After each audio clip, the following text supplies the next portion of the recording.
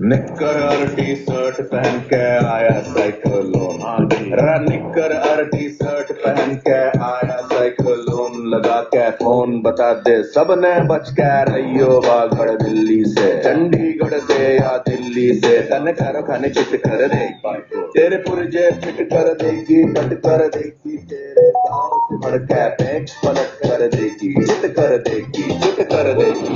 ऐसी धाकड़ है, धाकड़ है, ऐसी धाकड़ है, ऐसी धाकड़ है, धाकड़ है, ऐसी धाकड़ है, ऐसी धाकड़ है, धाकड़ है, ऐसी धाकड़ है, ऐसी धाकड़ है, धाकड़ है, ऐसी धाकड़ है। गुड इवनिंग, नमस्कार, अस्सलाम वालेकुम, सत श्री अकाल दोस्तों। मैं हूं आपका अपना उदय भाईना और मैं लेकर आ गया हूं द उदय भाईना शो, अ जय Orissa initiative.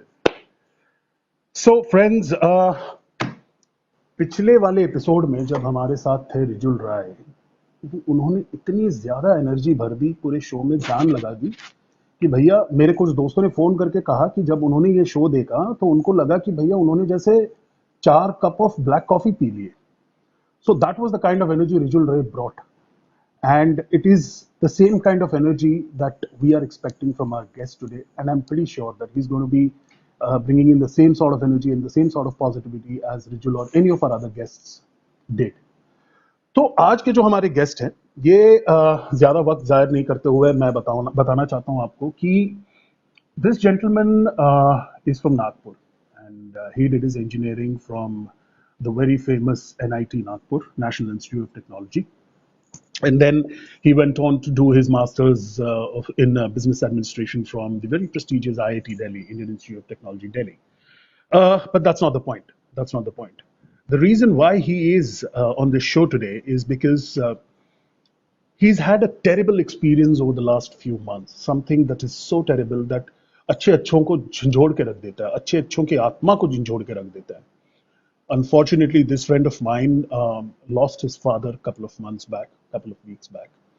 And it was after he lost his father that he got to know that his mother, his wife, and he himself were tested positive for COVID. अब कोविड एक ऐसा pandemic है जिसने भाई साहब भौकाल मचा दिया है, हाहाकार मचा दी है, ठीक है. But this man chose to stand up and fight against it, and look at him. आज इसने अपनी लड़ाई ना जीती ही नहीं, इसने जीतकर अपने आप को एक ऐसा इंसान बनाया, एक ऐसा उभर के निकल के आया कि आज ये पूरा अपने जिंदगी का एक मकसद बना लिया है कि he's always there for all the COVID patients across Mumbai. So, ladies and gentlemen, that's Ashish Dhakde for you, and that's the reason why we played this song. ऐसी धाकड़ है, ऐसी धाकड़ है. और अब हम लाइन पे लेते हैं आशीष धाकड़ को लाइन पे लेते हैं अपन. So please buckle up yourselves, fasten your seat belts as I invite Ashish Dhakde, and let's get going. Thank you, Rijul Rai. I can see you. Thank you for your compliments, my brother. Abhishek Panda, thank you so much. Ashish Dhakde is already on live. So, ladies and gentlemen, without wasting much time, let's take online.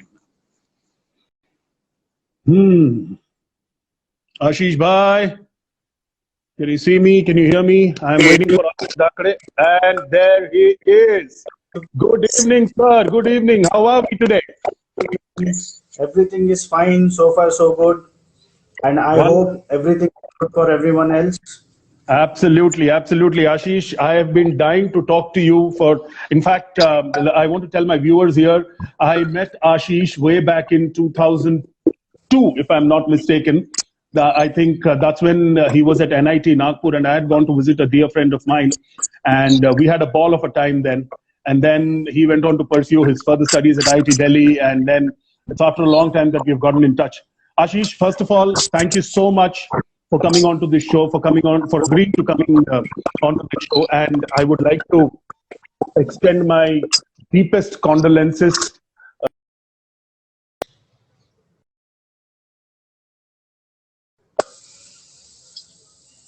Can you hear me? Yeah, I okay. Can hear you. Okay. So please accept our deepest condolences. I know how it feels like to lose one of your parents. In fact, look at the coincidence.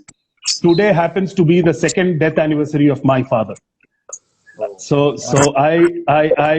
We lost him exactly 2 years back to cancer, and very jovial man.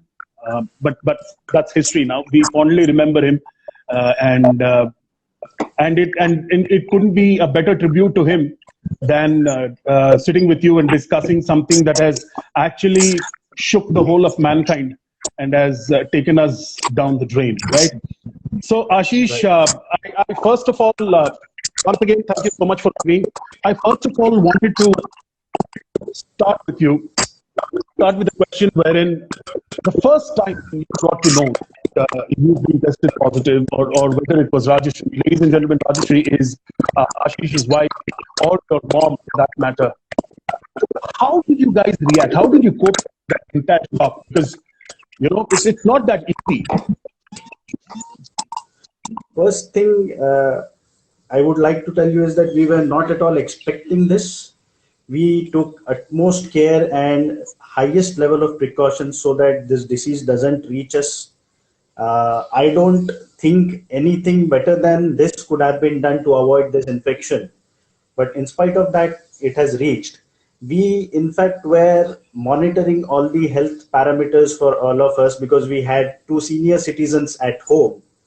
And the moment we saw a drop in one of the parameters, we decided to shift my father to one of the known hospitals where we could identify the bed, and to avoid any last minute emergency movements or transfer to the hospital, we decided to keep him in the hospital if at all something goes wrong. He was absolutely fine, and I remember he walked along with me to the car. We never had to hire any ambulance, and we both went to the hospital. He walked down to his room and shifted to that particular room on his own without any assistance. However, as a protocol in Mumbai, any patient who needs to be admitted for whatever reason, he needs to go through a COVID test, which even we tried to get done when he was at home, just in case if at all we need to hospitalize him, the hospital would ask for a COVID negative report. But we could not arrange it. The test kits are, we have a shortage of test kits in Mumbai so far, so that was the problem. The hospital did his COVID test as a protocol. I was least bothered about that test because we were expecting an asthmatic attack, which possibly could have reduced his oxygen levels. So I want to cut you short, but was the first trigger of your father was shortness of breath? No shortness of breath was there, but because he had fever for 2-3 days, which was absolutely normal, and none of the symptoms were beyond the normal fever level or whatever he had shown, or the way he had behaved in case of normal fever. That's the way he was behaving. But because of the situation outside, we were monitoring the SpO2 levels continuously. Sure. For all of us, not only for him. And when that report came positive the next day, I remember on 7th July in the morning, we went to the hospital. He was absolutely normal in the hospital. But on 8th, his report of COVID-19 came positive, which was a shocker to me. So absolutely. At that point of time, I was of the opinion that this is absolutely impossible that COVID reaches our home, because we were taking every care and every precaution. So that was a very, very big shock to me. But I was absolutely positive at that point of time as well. Sure. So tell me something, on hindsight, when you look back into it, when you think about it, what could have been the possibility of your father getting this deadly disease? What could have happened? We still do not know. It's a very big mystery. And in fact, I would not like to comment on how it could have reached our home, because people are saying that it's not airborne, it spreads only because of XYZ reasons, and even government notifications are there asking people to avoid commenting on that. My comment here would be, instead of, I mean, you absolutely should take all the care and precaution that one has to, as per the guidelines given by various agencies, government agencies, private NGOs, or whatever, whoever is giving you any advice on that. But at the same time, the mindset needs to be changed from absolute denial to accepting if it reaches your home. You should be ready for the situation if it reaches your home, in spite of all the care. So we personally had this opinion that it could not reach our home, but it had reached, and it was a complete shocker for all of us. That should not happen. True. One should True. be ready. It's like a guest which you are expecting, but possibility of that guest reaching your home is low. But if you are prepared to host him with all the necessary arrangements, you would not have much trouble. None of us have to panic because of this COVID-19 infection spreading across the nation, or say across the globe. But we have to be ready. If it reaches our home, what we need to do. That's the Sure. take for all of us from this episode. Absolutely. So, is my voice echoing, Ashish? I'm getting a feedback that there's a lot of voice disturbance. I do not hear any echo from your voice. Is it better from my side, or? Yeah, absolutely. Also good from my end. So I'm going to continue on my microphone till the time I get another feedback from the team saying that my voice is echoing. It's a very. Okay, let me try and take out my. Sure. Can you hear me? Yes. Okay, cool. What I want to also ask you is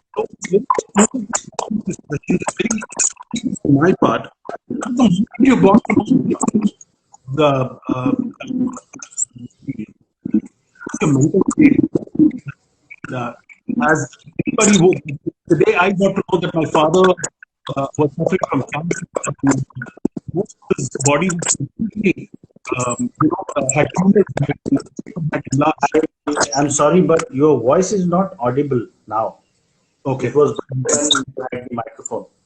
Yeah, I think I'll use the microphone. Can you hear me now? Is it audible? Yes. Okay. So, so the question that I wanted to ask you was, what was the mental state? What did you go through when you had? Okay, give me a second. My team says that it's very bad. It's terrible. Okay. Can you plug in your earphones? Yeah, I can do that. Hold on for a second.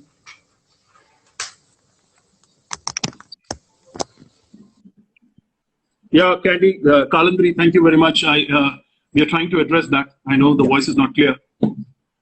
Is this better from my side? Absolutely. Is this okay? Okay. Is it okay? I'm just reconfirming with my team. Sure. It's not happening? Can you give me those earphones, please? Let me try the other ones. We've done everything that we could. Sorry, ladies and gentlemen, we have a technical slag here. So let me see if this is working. Ashish, can you hear me? Yes. Okay. Is this better? Yes. Team, can you confirm quickly?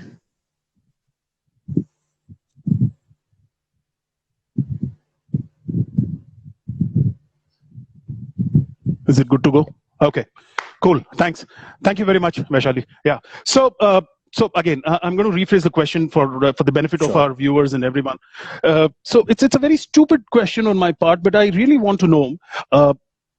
How did you react? What was your mental state when you first got to know that your father was diagnosed with COVID-19? Because in your mind, you had taken all the precautions. In your mind, the entire neighborhood would have taken precautions. In your mind, the entire nation had taken precautions in the form of lockdown, social distancing, sanitizing ourselves, sanitizing our homes, so much so that your clothes would smell of sanitizers instead of perfumes, right? So that's the irony. Despite the fact, when you get to know, and especially at the moment when you're expecting it the least, जब आपके दिमाग में नहीं होता, आपको लग रहा होता है कि normal asthma attack है, and suddenly this thing comes in, that कि भाई COVID हो गया. So what was your mental state? Because most of the times people क्या करते हैं, they react to situations. Like for example, when we got to know about my father's cancer, my sister almost fainted. She was so hysterical. She got such a panic attack that she almost fainted, while I was strong as a rock. Right? I just did not react to it. I was there to respond. So what was going on in your mind, Ashish? See, first thing when I came to know about the report, it took a couple of minutes for me to digest that fact that he has been infected with COVID.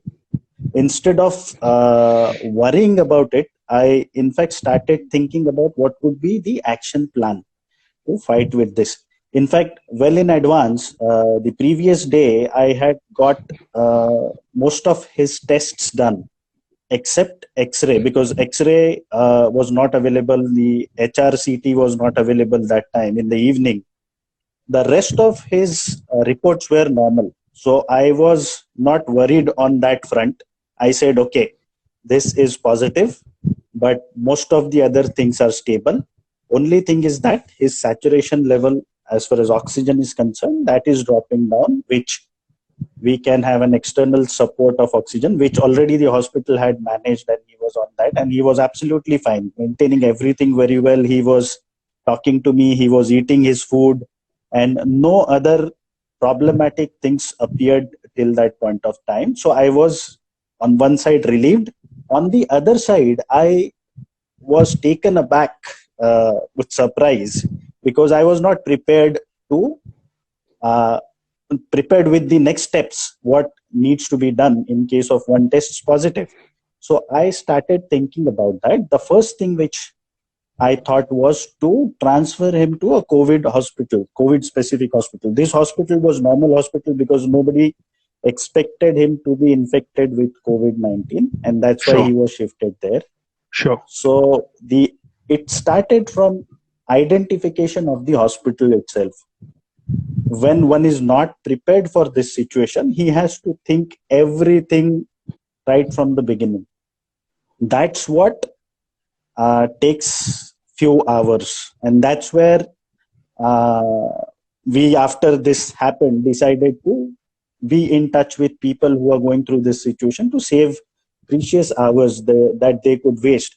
We in fact did not waste any time in there, because we had most of the family members in medical profession, so we could identify a COVID-19 hospital. A bed there fortunately was available very close to the same hospital. And the biggest problem for me was to go and discuss this with my father. He was a highly emotional man, and I did not know how would he react. We in fact, when we were at home since last 4.5 months, we used to discuss positive things about the whole situation, how exactly this could be tackled, and Absolutely. I expected him to have a positive attitude about it. However, because he was highly emotional, I did not know how to break the news to him and talk about this to him. So once I had gone through the necessary steps, the first and foremost step was to inform the municipal corporation, which I took as a responsibility as a citizen of Mumbai.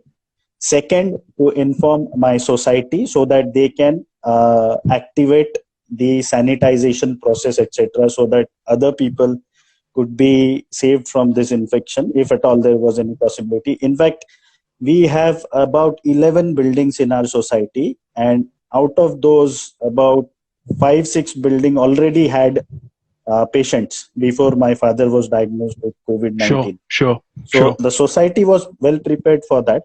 But we informed society, we informed municipal corporation, and decided to take on the necessary steps on our own, because we already knew that the government and the government agencies, though, are going out of the way to support the patients going through this situation, the resources that they have might fall short, because this is a unique situation wherein the government agencies or any other agencies that would be acting as a rescue partner for this are also subjected to this problem. The people working with the government agencies or any other agencies are also prone to this infection. True. True. They are in fact more exposed to the risk of infection, and day by day their resources deplete. People get infected, and the person who is handling a particular responsibility may not be available the next day to take care of the same responsibility. So if I take care of my patient or myself in this situation, the vital resource available with the government could be used for some other patient. That's what our first reaction to this situation was. And we got him shifted to a private hospital so that we do not have to deal with the scarce government resources which would be utilized for the other patients. So And- if I, yeah, right. Yeah. So Ashish, And I'm he sorry to could cut- get the treatment very fast. True. So I'm sorry for jumping in because I am really anxious, and most of us are, given the pandemic, because एक अजीब सा डर बैठ गया हमारे दिमाग में. So if I've heard it correctly, first thing you said was when you got to know about your dad's father's COVID thing, the first thing you did was you informed. So as a responsible citizen, we are supposed to inform the municipal corporation. Yes. And how do we do that? Do we have to call a particular number, or do we have Correct. to send them an email? Is there any particular way? Is the There are- same thing applicable to across the country, across states? Could you just tell us step by step so that our viewers Yes. here are, क्या होता है ना, लोग सिर्फ सुनी, there's a lot of hearsay in this situation. लोग सुनते हैं, किस पे क्या विश्वास करना है, क्या करना है, समझ कुछ नहीं होता जब अपने पे बीतती नहीं है जब तक. So if you could just Right. help us talk more about what are the steps that you've followed, that would Right. be really, See, if I have to talk about the nationwide information, nationwide response from one patient to this situation in terms of informing the agency is concerned, there is one number that the central government of India has floated, 1075. That's the helpline number where you can inform as well as you can expect some help from them in terms of identification of the hospital or the next necessary steps that one should go through. Okay. 1075. That's and it the can number. be dialed from your cell phone or your landline or any Anywhere, number. from anywhere you can dial that number. The second possibility which I adopted was to inform your local municipal corporation, Okay. which is a faster way to go through the formalities because Okay. they have a direct control on the hospital availability and other resources that they can arrange for So a how does one patient. inform the municipal corporation? Sorry? How does one inform the municipal corporation? Yes. For that, in fact, everyone has to identify what number is there which is floated by your own municipal corporation. For Thane Municipal Corporation, Mumbai Municipal, Bombay Municipal Corporation, it is a different number. Hence, quoting that number would not be right here. You obviously can identify this number from the internet. Somewhere it must be available for Sure, your sure, municipal corporation. Sure. Wherein they, in fact, in Mumbai, they have divided the municipal corporation areas also into multiple zones. And they have published the responsible person's number zone-wise as well. So Sure. you have one option to call the war room of the municipal corporation. Second option is to call the central number for the municipal corporation. And third is to call the area-specific responsible person to inform him so that he can identify the nearest possible hospital for the patient. So Okay. I had informed the war room as well as the person responsible for my area. Unfortunately, the person responsible for my area also was sick that point of time. I don't know whether it was this infection or something else. So the next step that I took was to inform the nearest area's responsible person. And they also were very helpful They assured me that if I'm not able to identify the hospital, they would work for me. But I told them that I would be in a position to identify the hospital and shift the patient there. I was calling them just to inform them so that any necessary steps they have to ensure from their side as a protocol, they should do that. So when you So inform that's these how it works. so Ashish, when you inform these war rooms or these people who are responsible for these areas, would they be coming and shifting the patient? They are responsible for shifting the patient to the hospital. Would they send in a particular ambulance, a sanitized ambulance and stuff, or do you have to arrange it on your own? See, I took it upon myself because their resources are scarce. If any other patient who may not have the financial backup to tackle this situation, True. it's better that they help him first rather than coming to help me. Otherwise, they have a process, and we have to be patient about this because they are also working on scarce resources, whatever it is, right from the money to ambulances or whatever. The situation is unique. Okay. There are so many patients. So I shifted my patient to the nearest hospital. I arranged for the ambulance. Otherwise, municipal corporations also do it. Okay. How useful is this Arogya Setu app? It keeps, every time it says keep your Bluetooth on to check whether is it really helpful? Because there's one of our viewers who's wanting to know how useful is this Arogya Setu app. It does tell you whether you've come in contact with someone who's suffering from COVID, or you are in an area which is within the range of 1 kilometer. There is a COVID patient that has been identified, but that also boils down to the responsibility of the patient to update it on Arogya Setu, or maybe inform the locals, like just as you did. What if, suppose God forbid, someone in my family or I myself get COVID and I choose not to inform and I directly go to the hospital, which I'll come back to. That's another question that I wanted to ask. But how useful is this Arogya Setu app? See, I have not used it, so my comments would not be very much authenticated. But what I know is that when a person gets tested for COVID-19, his Aadhaar number needs to be given to the lab, whichever lab it is, either private lab or government lab.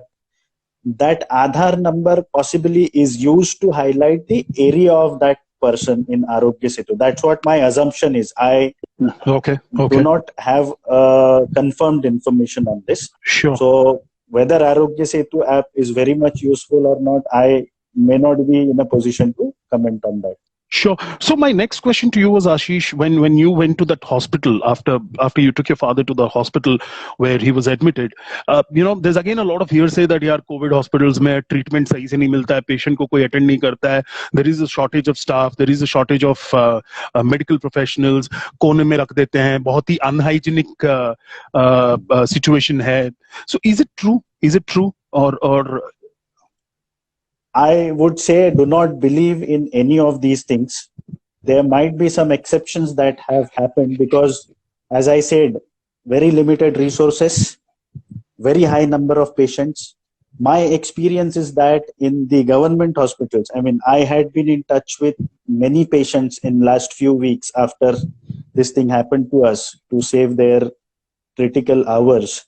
I came to know that even the government hospitals, I can talk about only Mumbai area and Mumbai metropolitan region, are absolutely okay. They have the medicine stocks, they have the staff to take care of the people, they have all the resources as far as this treatment is concerned. Some hygiene issues people may have. When I say hygiene, I'm not talking about the medical hygiene or personal hygiene. There are some apprehensions in everyone's mind that if you have a certain facility available at your home, for example, a very clean bed, a very clean room, a separate room, all that thing we have to keep out of mind because there are so many patients coming in. Your life is as important as someone else's life. A doctor, when comes across 3 patients, he wants to save all 3 patients. And if he has only one room and if he uses one room for treating all these 3 patients, in my opinion, he is doing a great job. Absolutely, So government absolutely, hospitals, absolutely. I or mean, for that matter, even private hospitals, may be utilizing the resources to the maximum extent. And we should keep all these things out of our mind. All the doctors would try to save each patient to their level best. So do not believe any such rumors. This is the health setup that we have, which is trying to cope up with this situation and treat as many number of patients as possible and save as many lives as possible. So keep all true, this in true. mind. Trust your doctor. They are the one who are going to decide the best possible treatment for your patient. So, Ashish, when once you get a COVID patient, admitted in the hospitals. I mean, you're so right in saying that the doctor. I can't even begin to imagine the kind of pressure the doctors would be under. But Too tell me much. one thing, Ashish. Were you allowed to stay with your father in the hospital? Did you have this fear कि यार dad को Covid आ गया है, अब मैं भी hospital में रहूंगा, इतने सारे कोविड पेशेंट्स हैं, अब तो साला इतना प्रिकॉशंस लेने के बाद भी हो गया, अब मैं मास्क भी डाल लूं, ग्लव्स भी डाल लूं, पता नहीं वो डर तो रहेगा ही, अब घर जाने का डर है, बच्चे हैं, बीवी हैं, माँ है. So how did you deal with that situation? Were you even allowed to get in the hospital and stay with the patient? No, or yes? See, I'll break down my answer into two portions. Before he had any health problems, or when his health problems started the mild fever and all, which he had, normal fever. That point of time, I was concerned about him and my mother, because they are 65 years old. They were Correct. 65 years old. I had a bit of apprehension taking them to the hospital for checkups and etc. I did not want to expose them to the outside world and invite this infection, which could have been a problem for them. That was my mindset when I was sure that infection cannot reach my house. But when we thought that it's better to shift him to the hospital because his oxygen level is dropping. That point of time, I did not have this fear at all, because I felt that this is the necessary step for him to get a better medical treatment, and I need to do that. We again took utmost precaution. I and my dad wore mask and all. We got all the tests done on the previous day, Right. as I told you. Right. And even the labs are maintaining very good hygiene. But of course, as you said, there is a risk of exposing yourself to the infection. If you go to the hospital or if you go to the lab, you have to be extra careful. So when I brought him back, nothing was in my mind that he might have got COVID and we might also get infected. So no fear was there. When I shifted him to the hospital, I was there with him for 2 days when he was in the normal hospital, when we were expecting the problem as asthma. On 7th and 8th of July, I was with him, and there also I did not have any fear at all. I was taking all the precautions as I used to take at home, and he also was taking all the precautions. When he was shipped to COVID hospital, and that is the whole intention of the government, to create COVID specific hospitals, either government or private. They have taken over some private hospitals as well, and created COVID centers. The intention is to keep these patients separate from the non-COVID patients, to restrict the spread of the infection. So there, we were not allowed to get inside the hospital.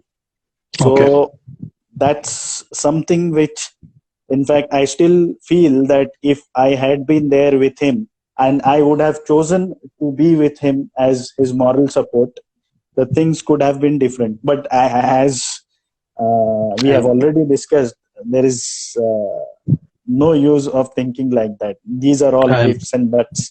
But I I understand. still feel that he would have been better if I had been there with him.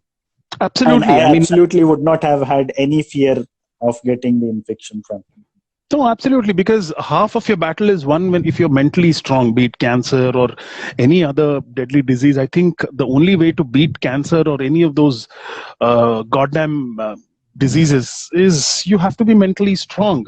And kudos to you, man. Take a bow for being so strong, because just when you realized that you were coming to terms with the fact that your father was diagnosed with COVID, the rest of the family was diagnosed with COVID again. It was your mother, your That wife, was yourself. So how quickly did this happen, and how did you deal with it, man? Because you have children at home, and imagine the toll that it would have taken on you. You know, your father, your mom, your wife, yourself, kids are there. How did you battle it out, brother? See, he was diagnosed with this on 8th. There was hardly any time for me to think about all of us at that point of time. The first priority was getting him out of this situation. Sure, sure. The next couple of days were spent in a battle with the short supplies of the medicine. This is very important, and I want to highlight this before I go back to your Absolutely. question. Yes. This is something which people are not aware of. When I shifted him to this hospital, which was a known hospital, in fact, before it was converted to COVID-19 hospital, my father used to take my mother to this hospital for routine consultation every month. And all the doctors were known to him. Fortunately, we got that hospital. But we were not knowing that there could be a situation wherein the drugs are not available in the market or in the hospital for that matter. I was under impression that once you shift the patient to the COVID-19 hospital, all the necessary arrangements are already there. And I was taking this as a very normal disease, and everyone should take this as a normal disease without panicking. It's a normal disease which can be treated and which can be won over very easily. You just have to follow these steps necessary to beat it. So that was the biggest surprise for me. In the middle of the night, at around 2 or 3 o'clock, I got a call from his treating doctor, and he told me that so and so medicines are not available in the hospital.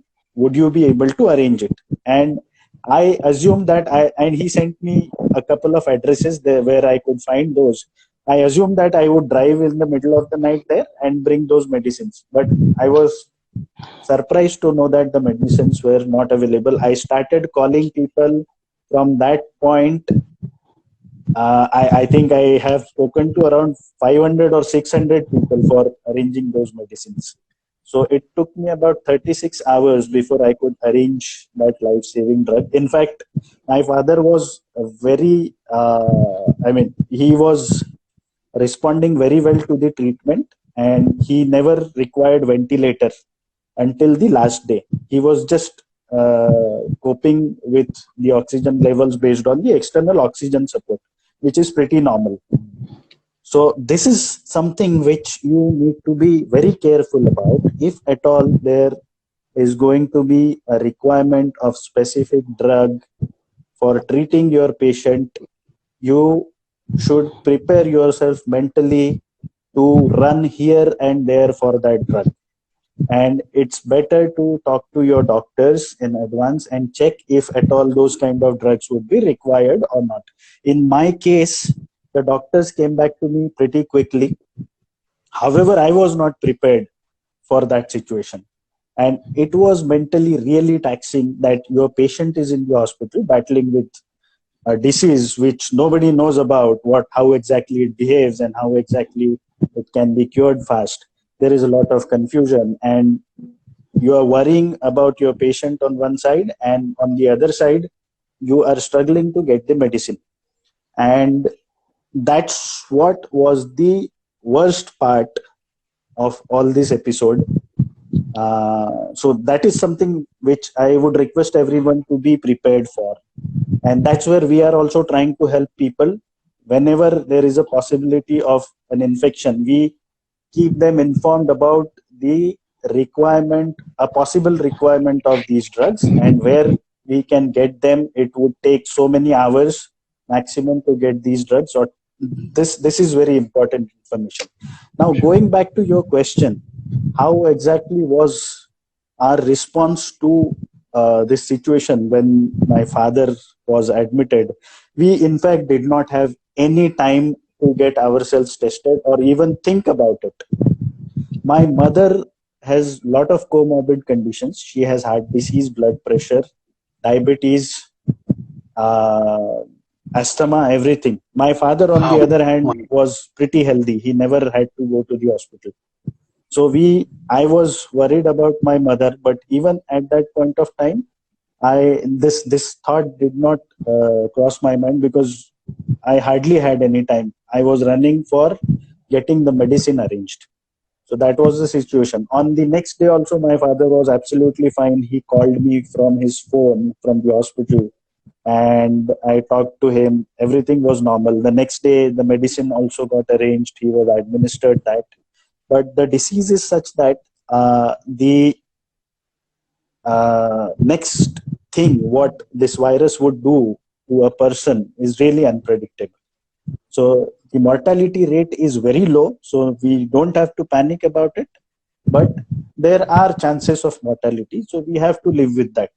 You can't control that. Some of the things you have to just take the necessary action, but the outcome may not be in your hand. And I So, trust. Ashish, in how much time did you guys get tested positive from the day your father was tested Yeah, I'll positive? tell you now. My father's condition worsened on 10th afternoon. It started worsening at around 3-4 o'clock. He required ventilator support, and I had given my go ahead to the doctors for doing whatever is the best for him. And within 10-11 hours, his condition worsened, and then he passed away. Till that point of time, we never had a chance to think about ourselves. He was cremated within 3 hours in my and my cousin's presence, which was also necessary that no one else is there for funeral or all the last rituals. People might be very spiritual and people might be very religious and sensitive about the last rituals. But in these times, I would personally request them to keep all these things aside to save the others from the infection. So only couple of us were there. He was cremated, and the very next day, I even could not go to collect his asthis. My cousin went there, and my priorities were clear. I could not sleep throughout the night, but the priorities were pretty clear to get my mother tested for everything as soon as possible so that she can be saved from any fatalities. So I took her the next morning for all the tests, which included everything except COVID test, because it was very difficult to arrange COVID test, which we could do during the later part of the day. By afternoon, we all got tested for it. My wife, me, my daughter, and my mother. Till that time, I already had my mother's report for the rest of the tests, which were pretty normal. So I was relieved a bit. When we sent our samples for the test, and we received the results the next day in the night at around 10:30, 11. And the complexity was me and my wife were positive and my daughter and my mother were negative. So that time we really faced tough situation, how to separate them from us. So till that point of time, we felt that only I and Rachri are positive and my mother and daughter are negative. So in the middle of the night, we sanitized the whole house. Okay, this is very important. When someone tests positive in your family, it's very necessary that the person who is positive isolates himself or herself from the rest of the family after sanitizing the home. We had ordered, 2 cans of the sanitizers, and we spent all those cans throughout the house, sanitized everything. And I and Rachri got quarantined in one room. And that's when my mother, my daughter, and my wife played a major role. They had been really, really strong. In fact, more than what I had expected. Wow. And my daughter, who was grieving, she is 6 years old and she was very, very close to her grandfather. She, in fact, cried every night for next 4 days, and without talking about him. So we could understand that, but she had been very strong. She stayed with her grandmother every night, and we used to talk to her from our room.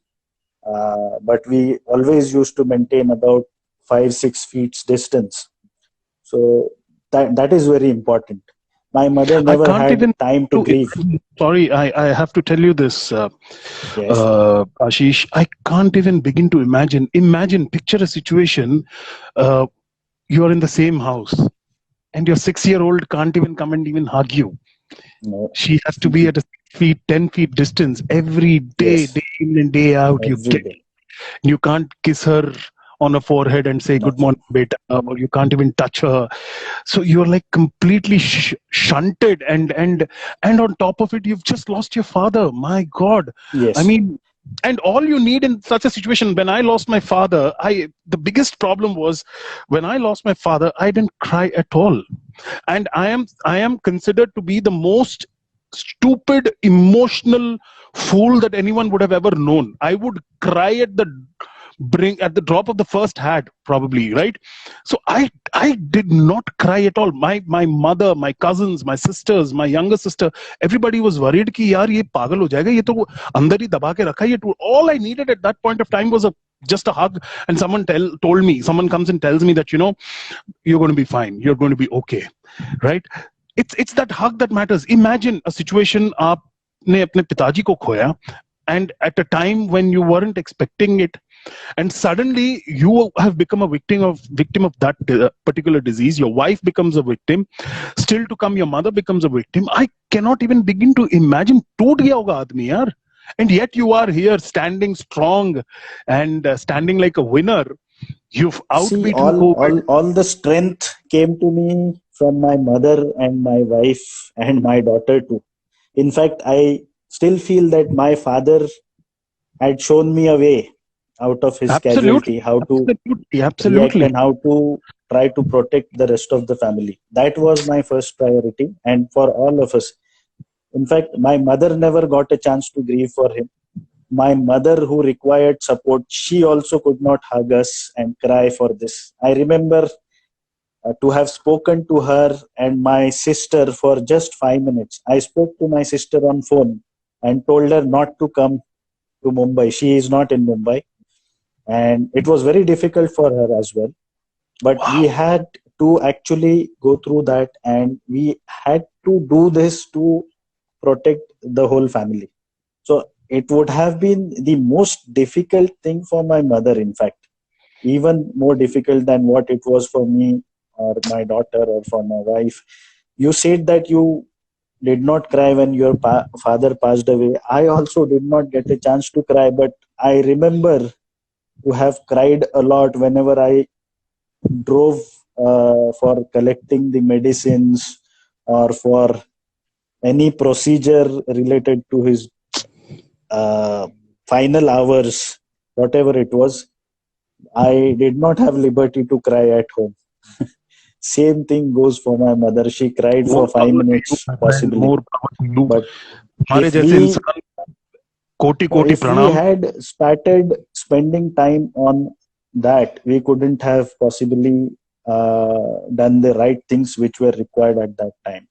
So when these reports came positive, we isolated ourselves. They were isolated, but there was a possibility of infection to them from us.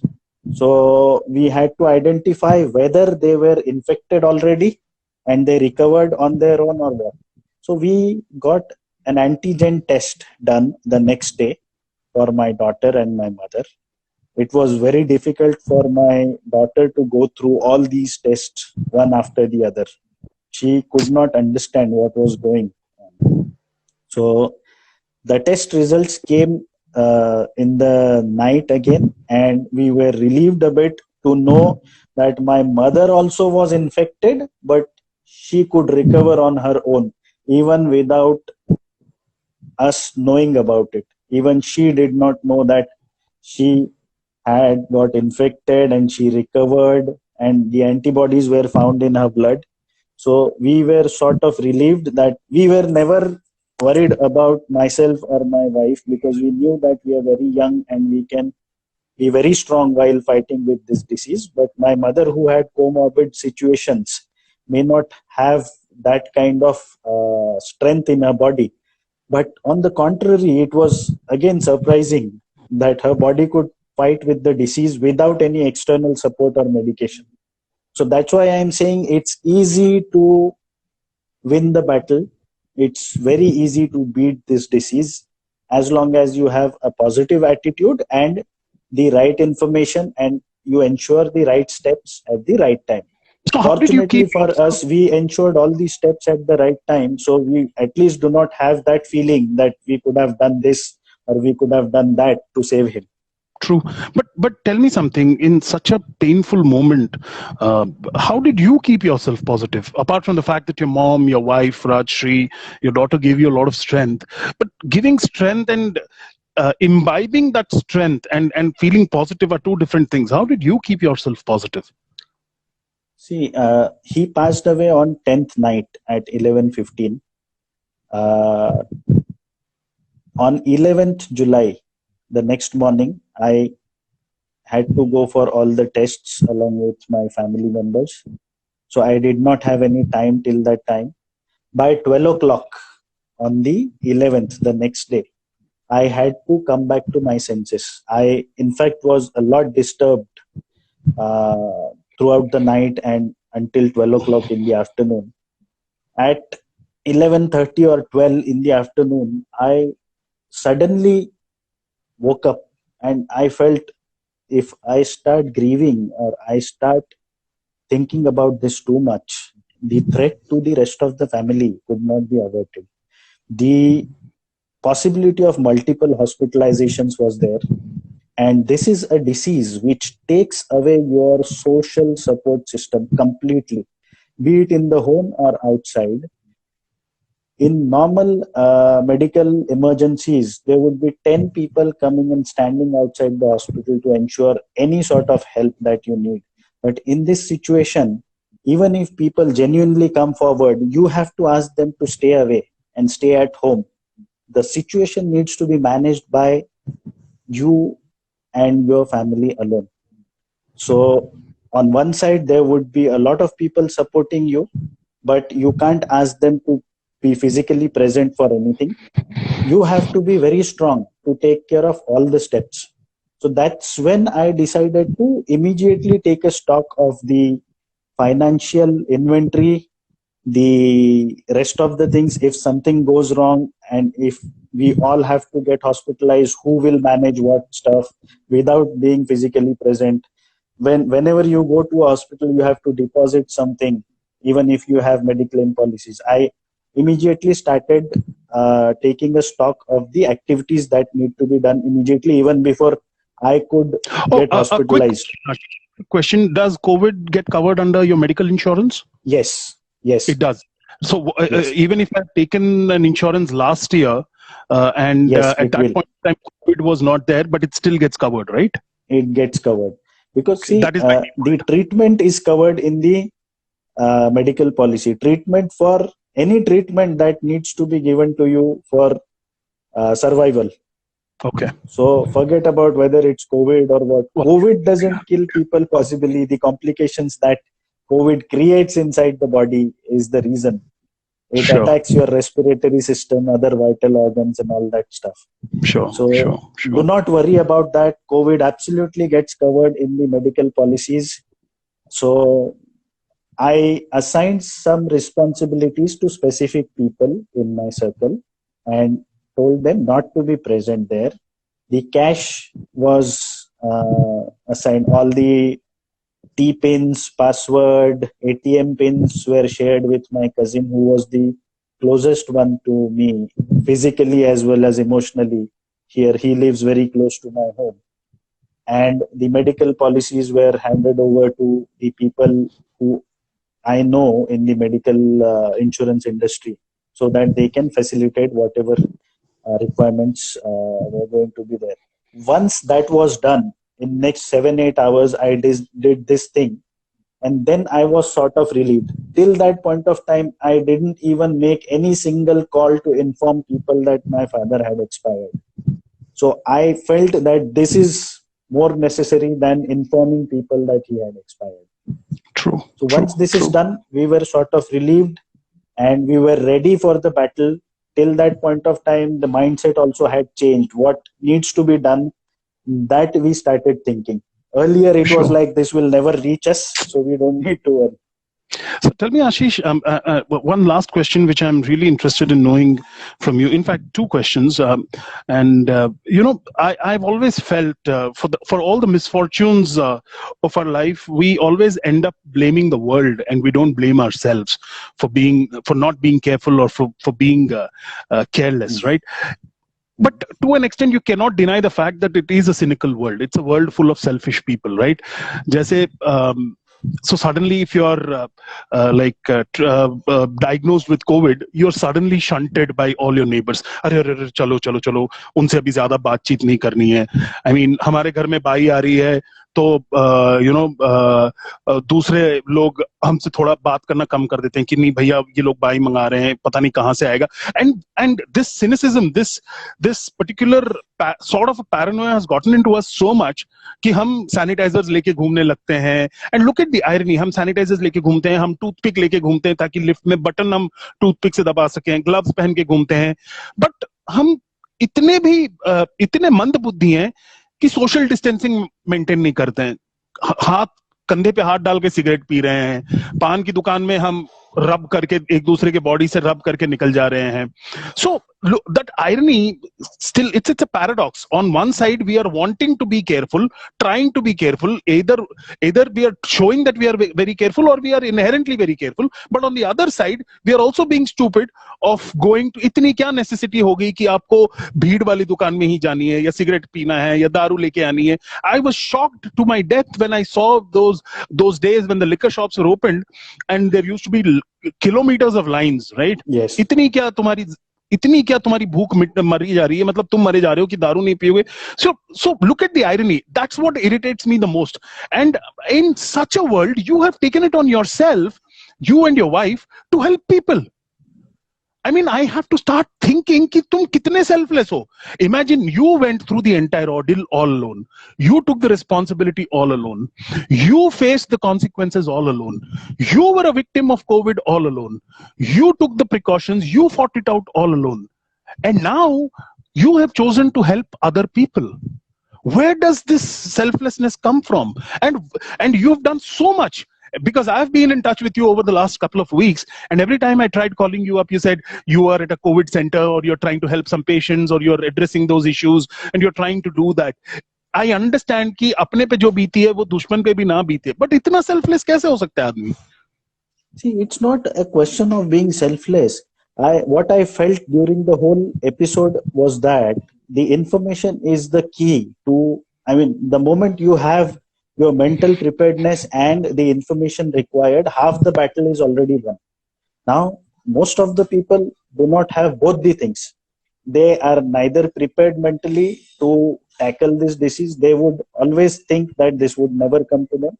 And second, the information is not available. Whatever information you see in the media is one or the other story of how one patient suffered without having any ambulance picking him up, or how the people were standing in a long queue of 700, 800 people for a medicine. All these sorts of stories you see, but the required information on how exactly you should react to this is not available. And that's what our intention was when we started talking about this particular show, that this information on how to react and respond to the disease needs to be given to most of the people. Now, when you say that I fought it alone, so Ashish, I would disagree with that. Ashish, sorry, it's important. I did not. Ashish, one second. I'm sorry to cut you short. Yeah. It's important to tell you that Instagram only allows 59 minutes.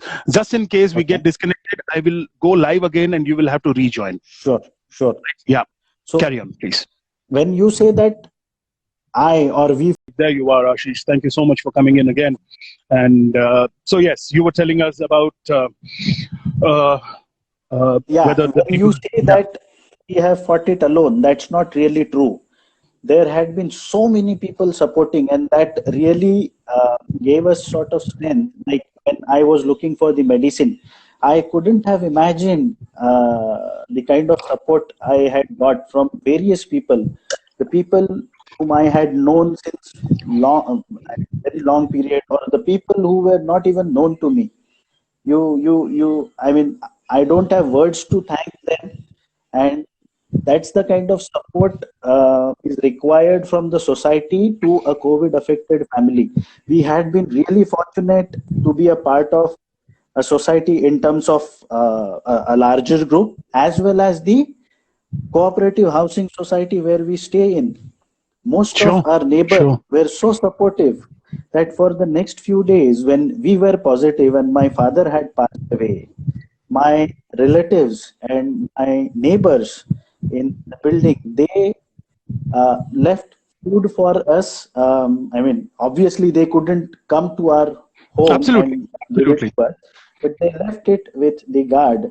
The people right from the society building, security guard, to the guy who takes the trash every day from us. We always had a very cordial relationship with all of Sure, them, sure. and they were so supportive in everything that we never expected that kind of support. We had to stop them from doing several things. When I shifted my father for the first time to the hospital, I never wanted anyone to come along with me so that they do not get exposed to the infection. Because that time we did not know. We ourselves were taking a risk by going to the hospital and exposing ourselves to the possibility of infection. So I did not inform my neighbors because I did not want them to run along with me to the hospital. So when he was tested positive at that point, I told them that this is what has happened. There was a gap of 1 day uh, during that, because once I had his report, I immediately informed the society and the immediate neighbors. Sure. So battle is one based on the support that you garner from the society. Though people are not able to be physically present with you, you get a lot of support from the society. I have seen some negative examples as well, not in reference to me, but I have seen some in nearby societies wherein a person who is working with the health department, he is a doctor, and he had to treat the patients and he got infected. His society was not allowing him to come back to his own flat. That's That's the terrible. kind of Terrible. example I have seen. So That's that's not terrible. the way to go through this whole pandemic. You have to think about your family also getting into such situation one or the other day. This should not happen to anyone, but the possibility of this happening to anyone could not be ruled out. So you have to be very sensitive. The way my society, cooperative society, and the larger group has supported me, that's the kind of support I also want to ensure for the others. Because I have gone through this, which was a very complex situation, none of the people who were supporting me had gone through it. But tomorrow, if someone is going through this, he should get the right information at the right time. That's what we wanted to ensure, so that at least can be a tribute to my father who has lost his life. That's what the intention is. So initial few hours are very critical. There had been, I mean, whoever has spoken to us had the same mentality that this can't reach us because we had been at home since last 4.5 months. We never went out. In fact, our society also has followed a strict protocol. We do not have any external people coming inside. The supplies of vegetable or groceries are left at the lobby or at the main gate of the society where people go and collect it from, so that there is no crowd there. All these things were taken care of. The sanitizers are used a lot in the lobbies and every floor. So all the things were ensured. In spite of that, this is reaching the homes. that means that whatever we do, there is a possibility, whether it's a rare possibility or higher possibility, that's questionable. But even the slightest of the possibility, if it is there, it's also very dangerous, and you have to be prepared for it Correct. to tackle the Correct. situation. Absolutely. That's the mentality I think the whole Indian population should carry now. Try to rely on yourself for reacting to this rather than expecting a help from XYZ organization or government agencies, because they are also stressed out. I was talking to this guy who collects the sample. In fact, sample for the COVID test. He came to our house twice. First, when we got tested for the first time.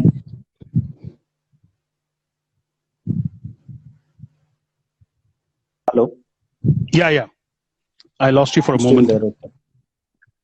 So, and second time when we got ourselves tested again for the test which came negative later, that when he came to collect the sample for that test, he started talking to Rajshri because I think he also did not have anywhere to vent his frustration out. Sure. He started talking to her and he told her that in last 2.5 months, he had collected about 1,000 samples, out of which 750 at least were positive. And he couldn't even talk to his mother about all this because his mother would be worried. So that's the kind of stress these people are living in.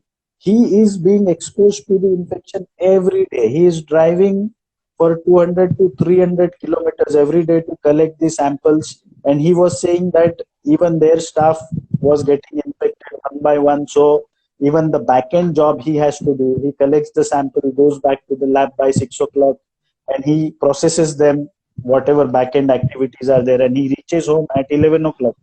So the health departments and the people working in the health system are working under so much of stress that you have to be sensitive to them. He also was getting a bad treatment at certain places. He had gone to collect the sample for those people, and those people were treating him badly. That's what his experience was. That's sad. But That's really sad. He was very positive in terms of helping people. He said maybe 20% of people are bad, but rest of the 80% people are treating him very well. So that's the story. You have to be supportive. This can reach anyone. You have to assume that it has reached you when it reaches your neighbor or when it reaches a person. Sure.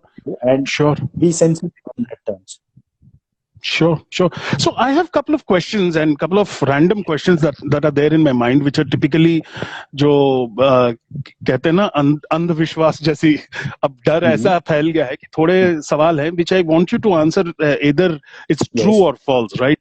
So the first thing is I have a lot of pets. I have 4 dogs at home, and most of my cousins also have dogs. So क्या COVID is transferable through pets? So far the data which is known, we have to talk in this language only, because even in terms of humans, there is not much of the data available. How it affects, how it grows within the body, how it takes a turn, how it kills someone, and how it spares someone. Nothing is available. What medicine would affect in a positive way, what medicine would affect in a negative way, nothing is known. People are trying to do their level best. So we would say that the data so far available says that it is not transferable through the pets. But I would not say that with a confirmatory tone, because tomorrow we might come across such a situation. Well, we also have a doc joined us, and she says it doesn't. Fine. So I'll take it from you as till now it doesn't. So yes. Is COVID transferable through the food that we order from outside, like Swiggy, Zomato, or any of that? Because I have a couple of friends who are very, very close to me, and most of the times, and I also belong to that category. Most of the times they order food from outside. As we speak, they would have already ordered some burgers or rolls or something, because yesterday evening when I was talking to them, they had ordered 6 to 7 burgers for themselves and their kids as well. So is COVID, is there a possibility of getting COVID through the food that we order from Swiggy and Zomato? See, ordering food and eating it from outside is a complete process where you have multiple things happening. You order it online, there is no physical contact. The person who is going to carry it to your home goes to the hotel. Someone hands it over to him. He brings it to your house. He possibly hands it over to your guard, and the guard hands it over to you, or whatever. So there is a physical contact, number one. The food itself may not harm you because when it goes in your body, in your stomach, the acids are there. So far, the data says that the food that goes inside may not harm you, but this whole process, any breach of any kind during this process may have an impact on the possibility of you catching an infection. So Right, you have right. to be careful, but at the same time, the food itself is not harmful. That's what we would also say. have an activist who has joined us. Activist would not be a right word, but then she's a good Samaritan, a very dear friend of mine. Shauli Chakraborty has also joined us. She works extensively in this area, and thank you, Shauli, for joining us. And I did see your response. She also kind of seconds your opinion that it's the number of hands that it has gone through that matters, and it's not on the food but the material, but the external materials in terms of the bags or plastic bags or whatever that one is carrying. Right. Only sanitizing helps, or you continuously need to wash your hands as well? See, whatever you can do, you have to do. I did everything. Okay. And still it has reached home. So we still keep doing the same thing because there is nothing beyond that what you can do. We never went out frequently. We were working from home, and whenever we had to have supplies, we used to coordinate it very well so that we have to go once in a week downstairs. We used to bring in the things sanitized, and we used to quarantine them outside the home for 24 or 48 hours depending on what kind of supplies we have had, and then bring them inside.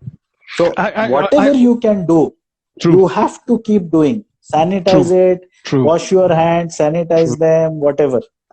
True. So I see my sisters doing a lot of this stuff, which I kind of rubbish them off. Very unfortunate on my part. But should one be washing the vegetables and the fruits and keep them in warm water for a long time to avoid getting affected with corona? See, ideally what we followed was, I'm not talking about fruits. I'm now talking about the vegetables. Something which I've already told about sanitization and quarantining them outside home for a certain period. We avoided uncooked food, and we still avoid uncooked food. We have habit of eating salads, carrot or onion or whatever, beetroot, whatever, that we had avoided. Even if we had to have salad, we used to cook it a bit, so that if at all there is something, that goes away, even after sanitizing and quarantining this stuff. The fruits again, we were told, and I don't know what exactly is the right way to handle this.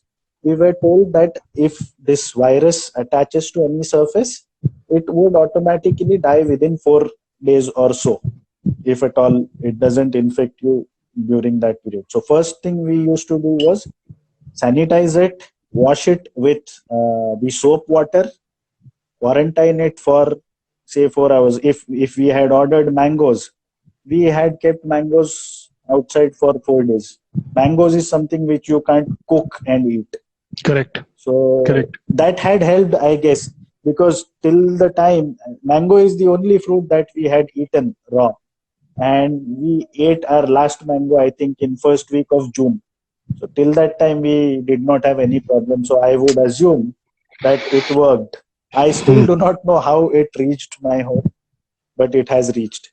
Not at least through this vegetable or fruit that I would assume. True. So there's a question that has come in from one of my viewers. His name is B. Dhanamjay. He also happens to be my brother-in-law. He's asking, will the UV sanitization help? What does it even mean? I don't even know what it means. It's a ultraviolet sanitization. There have been some articles, though I'm not sure about it. People from air conditioning industry specifically are stressing upon it because there was a group of scientists which has appealed to WHO to declare it as an airborne disease and take certain steps in that direction as well. So there are a lot of people who are talking about sanitizing the air as well. Now, when you talk about sanitizing air, you don't have many options. Like in case of fruits and vegetables, you can wash them with soap water, you can quarantine them, but what would you do with the air? So that's when they started talking about ultraviolet sanitization, wherein you let the air pass through the ultraviolet rays, wherein if there are any germs, those get killed. Same thing goes for fruits and vegetables. There are some companies advertising in favor of that. What I would say is do whatever you feel is good. If you feel that ultraviolet helps, get it done, but do not rule out the possibility that you have ensured that the air gets sanitized through ultraviolet rays, the vegetables and fruits get sanitized through ultraviolet rays. Now it cannot reach me. Don't rule out the possibility of this reaching you. It can reach you very mysteriously. True. So that's what my take is on UV. Okay. On a lighter note, so you're saying anything that passes through ray/rays will kill the germs. So I have a friend called Arupa Ray.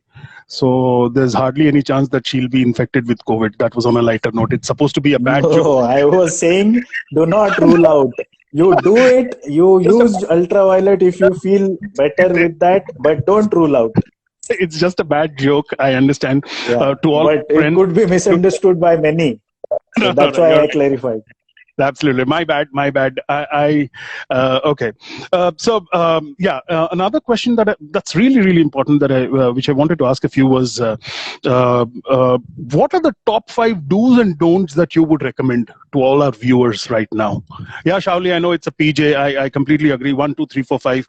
Anshuman will explain it to you. Yeah, Ashish. What are the top 5 do's and don'ts that you would recommend? In terms of how you handle day-to-day activities? Yes. Okay, day-to-day activities, I think the whole world is aware of it now. I would try to repeat it, but again, the bottom line is do not assume that if you do this, it will not reach you, because we did everything.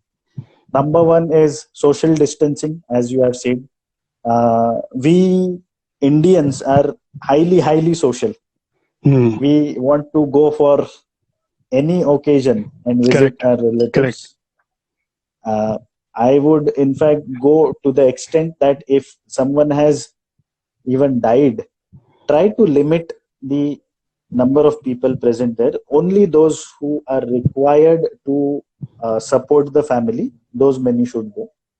Beyond that, you should avoid any functions.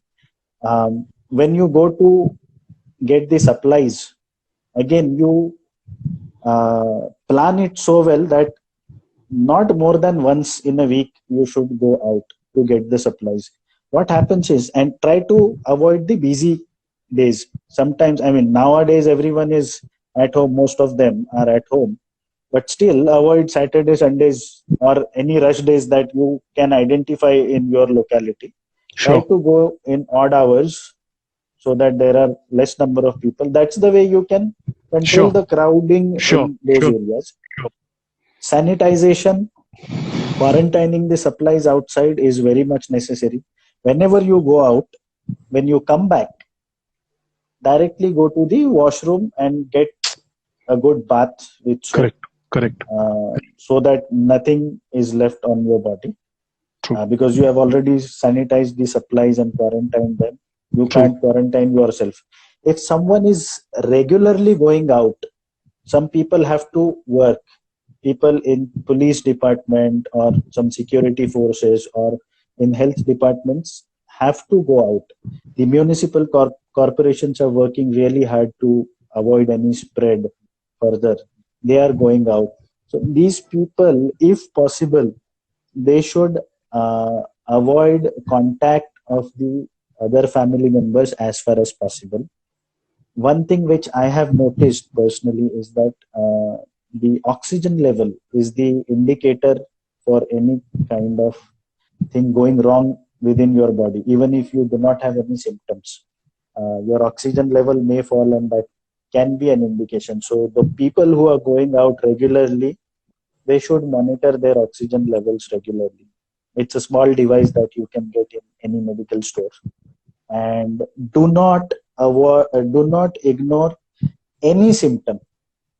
Any symptom, if it is normal also, you have to look at it from this angle, that it could be a COVID case. Coughing, cough, cold both, any sort of fever, a feeling of acidity which possibly would lead to nausea, any ulcers in your mouth, you losing taste or smell, you losing the oxygen saturation level. Do not ignore anything. I'm not saying that you have to get tested for COVID even if you get any one of these symptoms. I'm just saying that be open to this possibility of you catching COVID and these symptoms being related to that. Do not rule that out. Be careful. Trust your doctor. Talk to your doctor on phone. Don't go to the doctor. Talk to him on phone, him or her, whoever it is. Take their consultation and follow what they are saying. Because most of the times these are normal symptoms which may not be COVID related in most of the cases. But even 0.5% possibility is as dangerous as 50% possibility. So we should not rule that out. That's the intention. I may have missed some do's and don'ts, but I think they are really available on internet extensively. Absolutely. I mean, coming from you, it gives us a lot of reassurance that jab kisi pe beetti hai, when it comes from the horse's mouth, I think first-hand experience always takes precedence over internet obviously has a lot of information on it, and I'm sure people do Google it more often. One last question before I wrap up, Ashish, and I know you've been so helpful and so informative. What has been your learning over the last few months? You have to be strong enough to act mechanically when it comes to this kind of situation, leaving your emotions aside. One advice that I have, there are a lot of rumors doing rounds all over in reference to various things related to COVID. Please avoid listening to all these rumors. Just trust your instinct. Just do not ignore any symptoms. Just do not ignore the fact that it can reach you in spite of all the care that you take, and you will pass through this. It's a normal disease which can be overcome. So don't panic.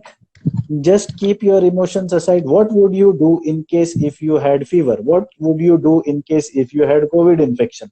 Both the things are similar. You just treat them. You just treat COVID as any other normal disease and you will sail through. No problems at all.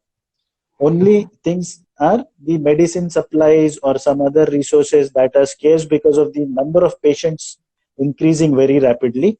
You have to be prepared for some stress related to that.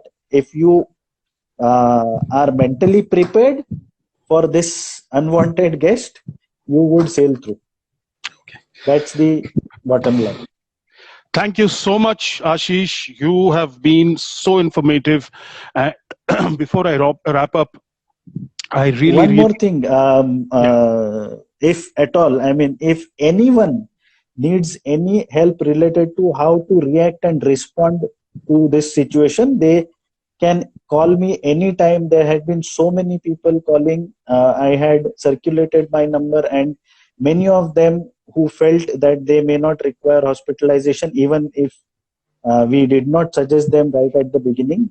After monitoring certain parameters, when we insisted, they got hospitalized and they could be saved.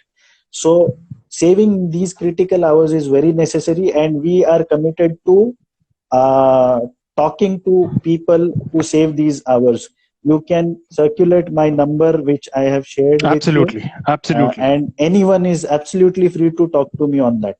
Sure. And is there an email coordinate that you would want to share? The number would be faster, because email, I agree. there are so many junk emails coming in, it would be very difficult. As long as you are fine with it, I will share it once I edit the entire chat and post it on various platforms. Thank you so much, Ashish. You're a wonderful human being, and I really, really want to congratulate you on winning and going through such an ordeal and winning it successfully. You cannot imagine the inspiration that I've had from you today. You've inspired most of us, and you have, there's so much of comments coming in saying in that, you know, they love you loads, more power to you and your family. I so wish that, you know, I could meet up with Rajeshri. I know she's not at home today. She's out there in the field helping people. And much love to your kid. Warm regards to your mother. You are a fighter, Ashish. You're not only a fighter, you are a survivor, and most importantly, you are a winner. On that note, Ashish, thank you so much for taking time out.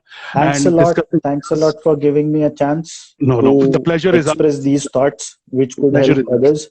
And I would say one more thing. It's just a battle that is won, but we are heading for a war. These small battles would lead us to the victory in this war. Yes. It's not that this is won, this is gone aside, but next battle would be there, which would lead us to winning this war. And we are ready to be with everyone for that. Yes, yes. Much love to you, Ashish. Thank you so much, ladies and gentlemen. This is Ashish. Please show some love to him, and I will be circulating his number very soon. And that's it from the Uday Bhaina team and Uday Bhaina. And before I wrap up, I have a small announcement to make. There is another show that is coming up from next Sunday. It's called Paklol, and a very dear friend of ours called Vivek Pandey is launching a show, and it's going to be full of fun, spice, and masala in it. Do stay tuned. The advertisements and the posters will be out next week, and next Sunday is when it starts. On that note, stay home, stay safe, save lives, sanitize yourselves, and Corona ki maa ki aankh, hum jeetenge. Thank you so much, Ashish. Love you, brother. That's all. Thank you so much. Bye-bye. Be safe. Bye-bye.